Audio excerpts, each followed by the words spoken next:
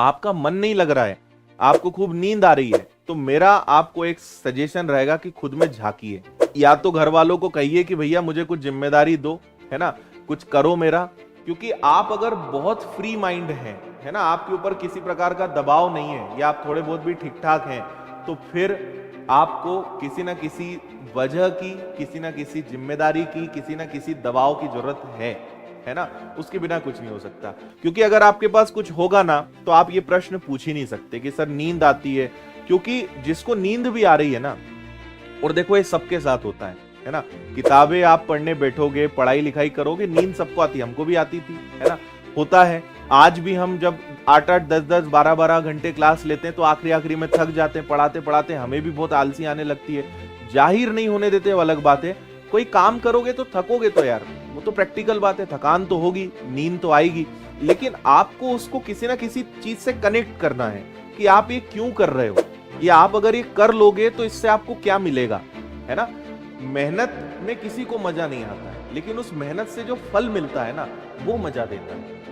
और आपकी नजर उस फल पे होनी चाहिए, आपकी नजर उस रिजल्ट पे होनी चाहिए कि खुद को समझाओ कि देख, पढ़ लेगा ना तो ये मिल जाएगा, मेहनत कर लिया ना तो ये मिल जाएगा। तो आपको बार बार खुद पे ही हाथ फेरना है, खुद को ही समझाना है कि बेटा करना पड़ेगा, अपने को ही करना है, अपनी जिंदगी है, मेहनत करनी पड़ेगी। तो हमेशा आप याद रखिए, किसी को भी मेहनत करने में मजा नहीं आता है। हर व्यक्ति मेहनत करता है केवल उस फल के लिए, उस रिजल्ट के लिए, क्योंकि मजा उस रिजल्ट में है, मजा उस फल में है ना। 1 साल, 1.5 साल, 2 साल की जो जर्नी है, संघर्षमयी जो आपकी यात्रा है, किसी को भी मजा नहीं आता है ना। घर वालों से दूर रहना, एक ठीक ठाक खाना मिलना, मतलब बस पेट भरने के लिए खाना खाना, किताबों में दिन भर डूबे रहना, जिससे मिलो वो आपको ठोक बजा के चले जाए, रिश्तेदारों से बात करो तो वो आपकी टांग खींच के चले जाए, वो आपको डिमोटिवेट कर दे। मतलब स्टूडेंट लाइफ बहुत चैलेंजिंग होती है ना। लेकिन आपको आगे के लिए मजबूत भी यही समय बनाएगा। अगर सब अच्छा हो गया ना, मैं बता रहा हूं, आप कोई ढंग का नहीं कर पाओगे। अगर हर व्यक्ति आपको मोटिवेट करेगा, हर चीज आपके हाथ में मिल जाएगी, बहुत कंफर्ट जोन में आप आ जाओगे, है ना, एग्जाम्स बहुत इजी हो जाएंगे, कोई कंपटीशन ही नहीं रहेगा, वो लाइफ में मजा ही नहीं आएगा, है ना। उस लाइफ में मजा ही नहीं आ सकता है आपको अगर सब कुछ कंफर्टेबल हो गया तो, है ना। एक बहुत अच्छी कहानी मुझे इस बात पे याद आ रही, जो मैंने पिछले कुछ दिनों में कहीं पे पढ़ी थी या सुनी थी, कि एक बार एक किसान था, तो बहुत जोर से बारिश हुई, तेज बारिश हुई, उसकी पूरी फसल नष्ट हो गई, है ना। फिर थोड़े दिन बाद वहां पे पूरा सूखा पड़ गया, फिर कभी भूकंप आ गया। तो उसने भगवान से शिकायत करी कि भगवान क्या है ये, आप सब कुछ अच्छा क्यों नहीं चलने देते हो, कभी बारिश हो रही है, कभी सूखा पड़ रहा है, कभी भूकंप आ रहा है, कभी कुछ, अच्छा चलाने में क्या दिक्कत है। तो भगवान ने कहा, बेटा तुझे नहीं समझा सकता मैं, जो चल रहा है प्रकृति का जो नियम है वो चलेगा, उसको चलने दे, इससे छेड़छाड़ मत कर। उसने कहा, नहीं भगवान ऐसा नहीं चलेगा, आप ये जो सारा मैनेजमेंट है ना, ये रिमोट कंट्रोल है, आप तो मेरे हाथ में दो, मैं चला के दिखाता हूं कि दुनिया कैसे चलती है और कितना बढ़िया सब काम चल सकता है। भगवान ने कहा, ठीक है यार, चला, तेरी मर्जी है, चल दिया।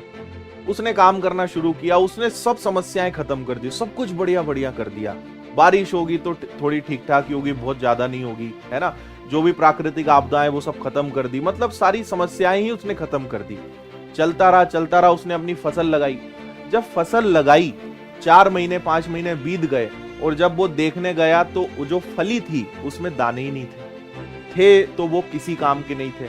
अब उसका मुंह छोटा सा हो गया। उसने कहा कि मैंने सारी चीजें प्रॉपर दी, सारी सुविधाएं अच्छी कर दी, सारी समस्याएं खत्म कर दी, लेकिन फसल अच्छी नहीं हुई, है ना।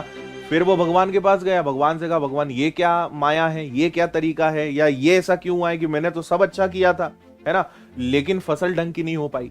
तो भगवान ने उसे एक ही बात कही कि उस फसल को पकने के लिए, उसको बड़े होने के लिए जो परिस्थितियां चाहिए होती थी वो तूने दी नहीं, सब कुछ ही अच्छा अच्छा दे दिया तूने, वहां कहां से फसल आएगी, कहां से उसमें दाना आएगा। जब तक वो मौसम की मार नहीं झेलेगा, जब तक वो जो पेड़ है, वो पौधा है, जब तक वो विपरीत परिस्थितियों को नहीं झेलेगा, तब तक वो अच्छा नहीं बन पाएगा। तो ये सारी चीजें जो होती है ना, ये तुम्हें मजबूत बनाने के लिए होती है। तो जिस दिन आप इस बात को समझ जाएंगे ना, आपके जीवन से सारे टेंशन खत्म हो जाएंगे।